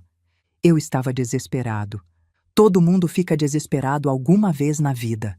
Eu gritei. Não consegui me controlar. Todo mundo tem problemas, tem dívidas, tem medo, mas a maioria das pessoas não planeja matar a própria mãe. Renato encolheu na cadeira como se eu tivesse batido nele. Eu dei tudo para você. Minha voz tremia agora, de raiva, de dor. Trabalhei 38 anos para te dar estudo, te dar conforto. Fiquei viúva e continuei te ajudando. Ofereci dinheiro quando você disse que estava mal, e você recusou, porque ia estragar seu plano, né? Porque se eu te desse dinheiro, você não teria desculpa para me matar. Não era assim. Era exatamente assim. Eu levantei. Eu vim aqui porque achei que precisava de fechamento. Mas sabe o que eu percebi? Eu não preciso de nada de você. Nada. Você já não existe para mim. Eu virei as costas e bati na porta para sair. Mãe! Ele gritou atrás de mim. Mãe, por favor, me perdoa! Mãe! A porta abriu. Eu saí. Não olhei para trás. A sentença veio 2 semanas depois do fim do julgamento. Eu estava lá quando o juiz leu, sentada na última fileira, como sempre. Pedro não estava comigo. A psicóloga disse que não seria bom para ele. O tribunal estava lotado. Jornalistas, curiosos, vizinhos. O caso tinha ganhado as manchetes. Filho tenta matar mãe por seguro de vida. Neto de 9 anos salva a avó de assassinato. Todo mundo queria ver o final. O juiz entrou. Todos levantaram. Ele sentou, ajustou os óculos, abriu a pasta. No processo número 000-1234-56.2025.8.26.0000, o tribunal condena os réus Renato Augusto Ferreira e Vanessa Cristina Lima Ferreira nos seguintes termos. Eu prendi a respiração. Renato Augusto Ferreira, condenado a 22 anos de reclusão em regime fechado por tentativa de homicídio qualificado contra ascendente, com as agravantes de motivo torpe e premeditação. 22 anos. Quando Renato sair da cadeia, vai ter 64 anos. Mais velho do que eu sou agora. Vanessa Cristina Lima Ferreira, condenada a 18 anos de reclusão em regime fechado por coautoria em tentativa de homicídio e por exposição de menor a perigo de vida. 18 anos. Pedro vai ser adulto, formado, talvez casado, quando a mãe sair. O juiz continuou falando, explicando a sentença, os recursos cabíveis, os prazos. Mas eu já não ouvia. Eu olhava para o meu filho. Renato estava parado, rígido, como uma estátua. As mãos algemadas na frente, o rosto sem expressão. Quando os policiais vieram para levá-lo, ele se virou. Procurou meu rosto na plateia. Nossos olhos se encontraram. Eu esperava ver arrependimento, remorso, dor, alguma coisa humana. O que eu vi foi raiva. Raiva pura, fria, destilada. Os lábios dele se moveram. Eu não ouvi o som através do vidro, mas li as palavras. Você vai se arrepender. Depois os policiais o levaram embora. Vanessa foi atrás, chorando, gritando que era inocente. E eu fiquei ali, sozinha na última fileira, enquanto o tribunal se esvaziava. Acabou, eu pensei. Finalmente acabou. Mas eu estava errada. Na verdade, estava só começando. 3 meses depois do julgamento, eu recebi uma carta. Chegou numa terça-feira, junto com as contas e propagandas de sempre.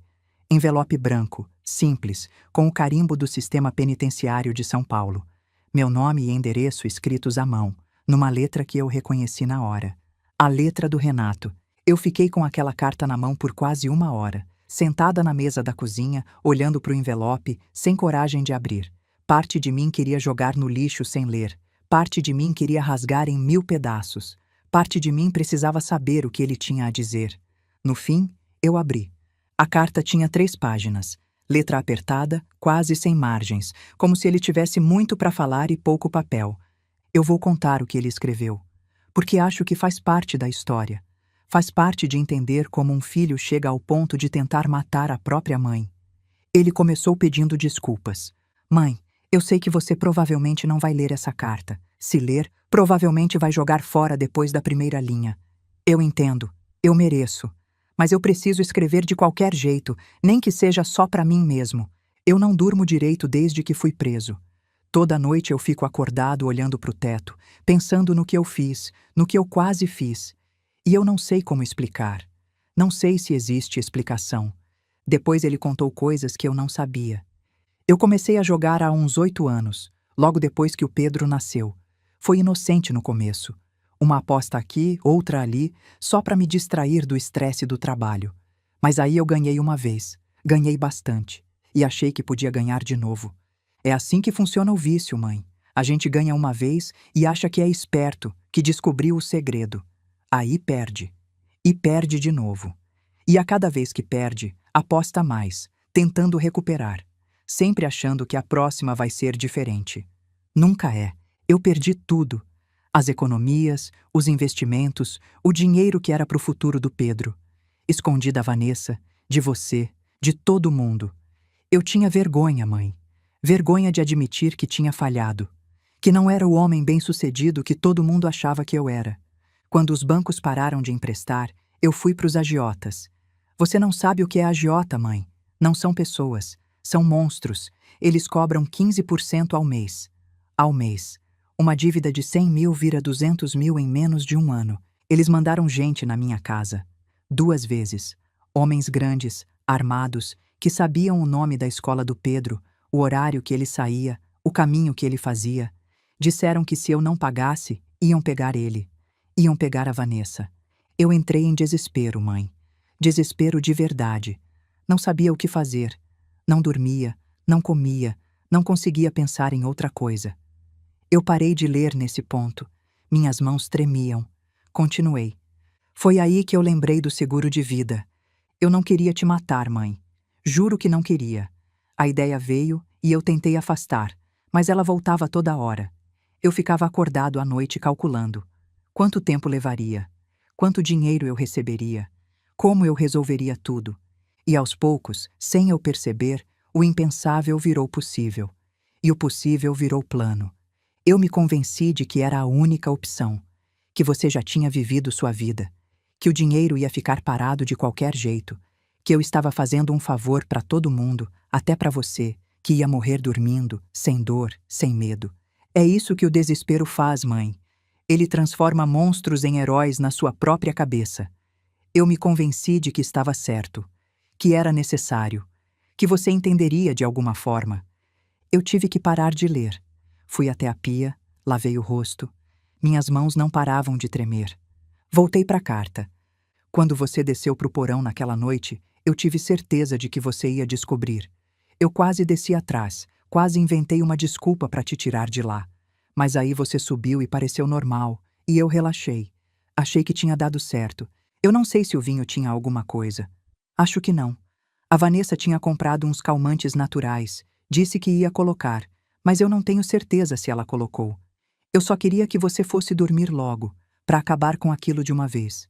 Quando eu ouvi as sirenes, mãe, eu vou ser honesto. Eu senti alívio. Alívio, mãe. Eu senti alívio porque significava que eu não ia ter que fazer aquilo, que alguém tinha me impedido, que eu não ia ter que viver o resto da vida sabendo que matei minha própria mãe.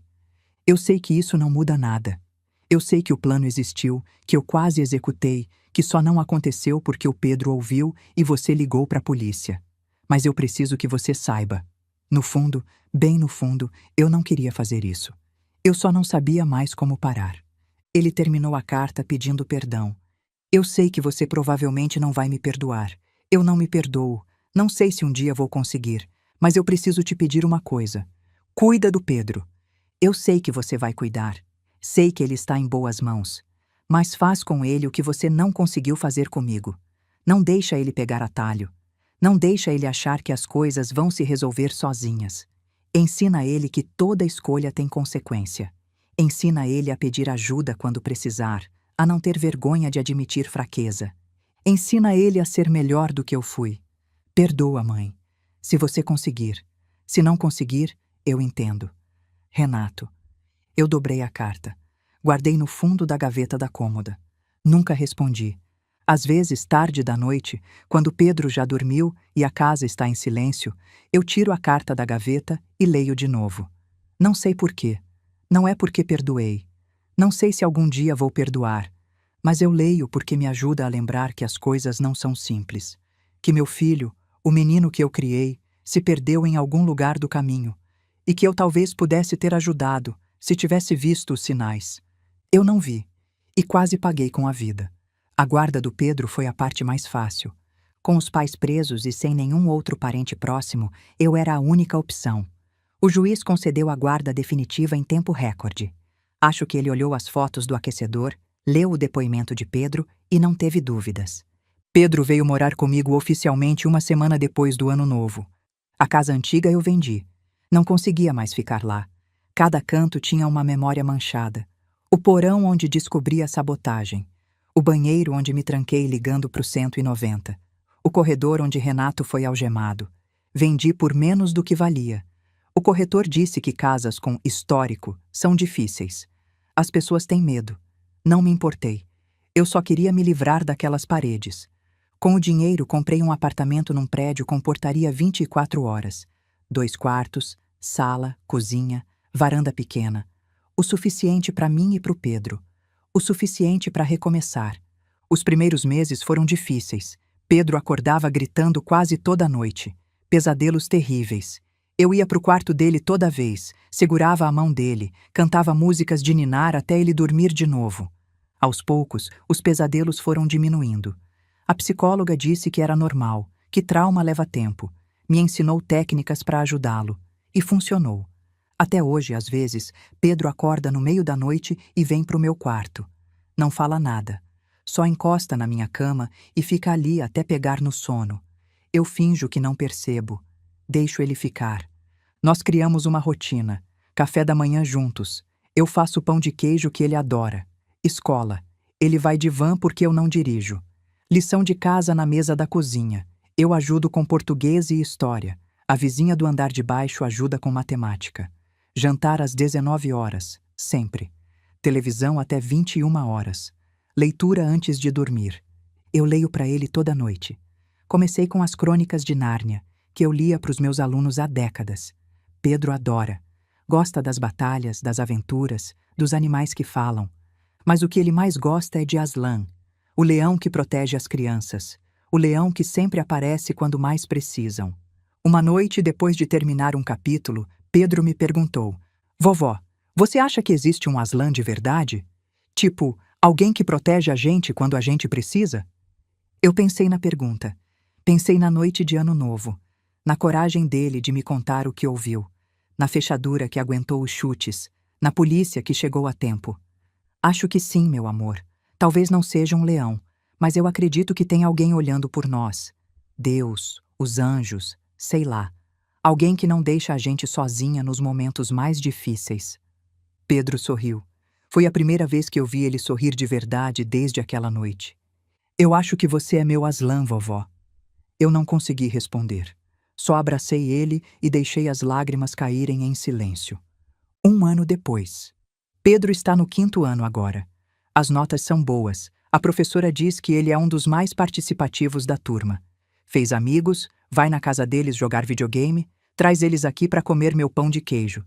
Ele ainda faz terapia uma vez por semana. A psicóloga diz que está evoluindo bem, que crianças são resilientes, que ele vai ficar bem. Eu também faço terapia. Custei a aceitar, achava que não precisava, que era forte o suficiente para lidar sozinha. Mas a psicóloga disse uma coisa que ficou na minha cabeça. Ser forte não significa carregar tudo sozinha. Significa saber quando pedir ajuda. Então eu pedi. E ajudou. Ainda ajuda. No mês passado, plantamos uma árvore na área comum do prédio. Um ipê amarelo, a árvore favorita do Antônio Carlos. Pedro escolheu o lugar, cavou o buraco, colocou a muda. Eu ajudei a cobrir com terra. Vovó, essa árvore vai ficar grande? Ele perguntou, olhando para a muda pequenininha. Vai, se a gente cuidar direito vai ficar enorme, cheia de flores amarelas todo agosto. A gente vai ver ela crescer? Eu olhei para ele. Meu neto. Minha razão de viver. Minha força para acordar todo dia. Vamos, meu amor. A gente vai ver ela crescer junto. Ele sorriu. É tipo a gente, né, vovó? A gente também tá crescendo junto. Eu puxei ele para um abraço. É, meu amor, exatamente tipo a gente. Semana passada, Pedro me perguntou sobre o pai. Estávamos jantando macarrão, do jeito que o Antônio Carlos gostava, com bastante queijo, quando ele largou o garfo e me olhou sério. Vovó, você acha que o papai pensa em mim? Eu parei de comer. Acho que sim, meu amor. Tenho certeza que sim. Você acha que ele me ama? Ainda? A pergunta doeu. Nenhuma criança de 10 anos deveria ter que fazer essa pergunta.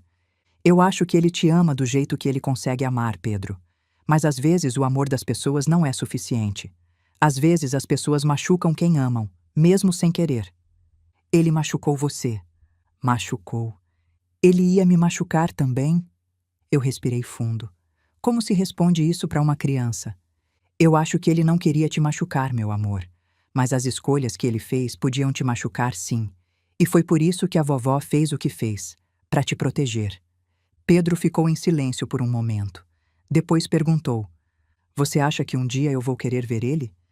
Isso vai ser escolha sua, só sua. Quando você for grande, você decide. Ninguém vai te obrigar. E se eu nunca quiser? Aí a gente nunca vai. E tá tudo bem, você não deve nada para ele. Ele assentiu, parecendo aliviado. Voltou a comer o macarrão. E eu fiquei olhando para ele, pensando em tudo que esse menino já passou, em como ele é forte, em como ele sobreviveu, em como ele ainda consegue sorrir e fazer amigos e sonhar com o futuro. Pedro vai ficar bem. Eu sei disso. Não porque a vida vai ser fácil, não vai, mas porque ele tem algo dentro dele. Uma luz, uma força, algo que não se apaga. Eu vi essa luz na véspera de Ano Novo, quando ele teve coragem de me contar o que ouviu. Eu vejo ela todo dia, quando ele acorda, rega o ipê e volta correndo para tomar café comigo. Essa luz é o que importa. Essa luz é o que eu vou proteger até o último dia da minha vida. Faz 1 ano que tudo aconteceu. 1 ano desde a véspera de Ano Novo que quase me matou. Eu tenho 66 anos agora. Sou aposentada, viúva e estou criando um menino de 10 anos sozinha. Não é a vida que eu planejei. Não é a velhice que eu imaginei. Mas é a vida que eu tenho. E eu aprendi a ser grata por cada dia dela. Olhando para trás, eu vejo uma mulher que ignorou os sinais por tempo demais, que viu as mentiras do filho e fingiu não ver, que viu os gastos excessivos e inventou desculpas, que viu o desespero crescendo e chamou de fase. Eu era mãe. Mães querem acreditar no melhor. Mães protegem, mesmo quando não têm o que proteger. Mas tem uma diferença entre proteger e permitir. Entre amar e cegar.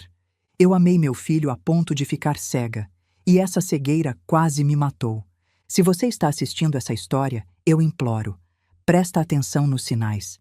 Parente que pergunta demais sobre seu dinheiro. Filho que só aparece quando precisa de algo. Genro ou nora, interessados demais na sua saúde, no seu testamento, no seu seguro.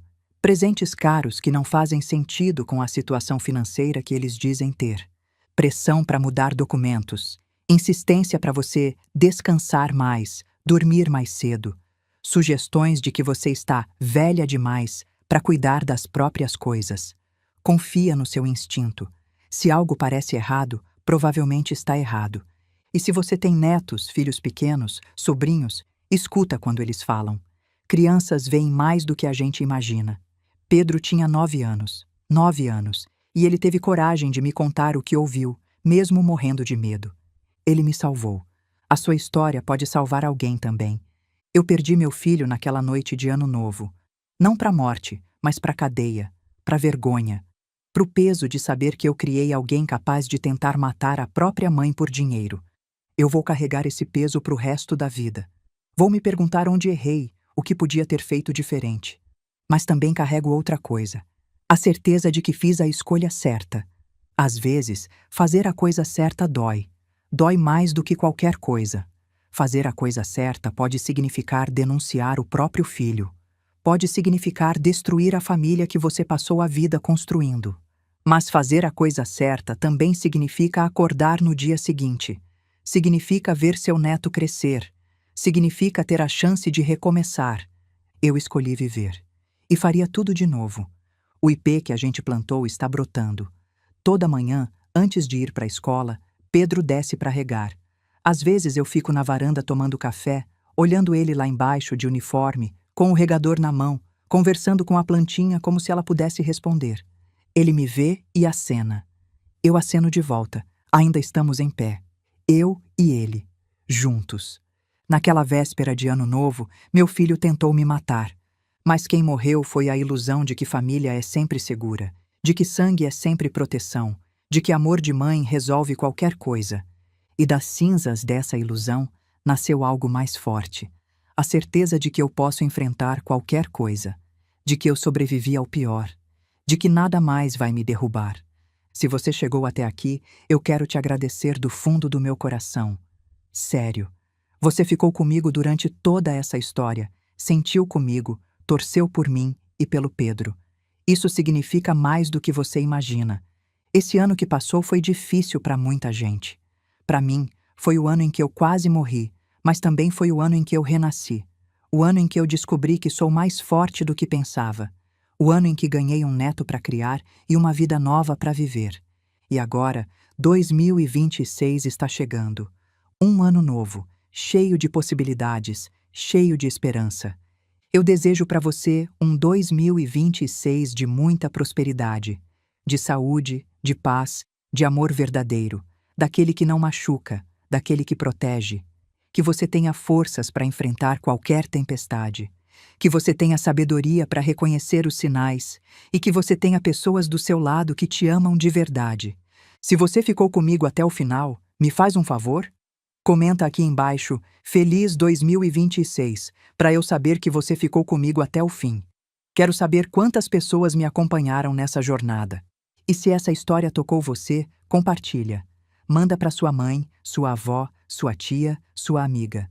Porque o que aconteceu comigo pode acontecer com qualquer uma, e se essa história salvar uma vida que seja, tudo isso terá valido a pena. Um abraço apertado com todo o carinho do meu coração de avó. Carmen Helena Machado Ferreira, Ribeirão Preto, São Paulo. Feliz 2026 para você e toda a sua família. E lembra, amor de verdade não machuca. Se machuca, não é amor. Amor de verdade cuida de você.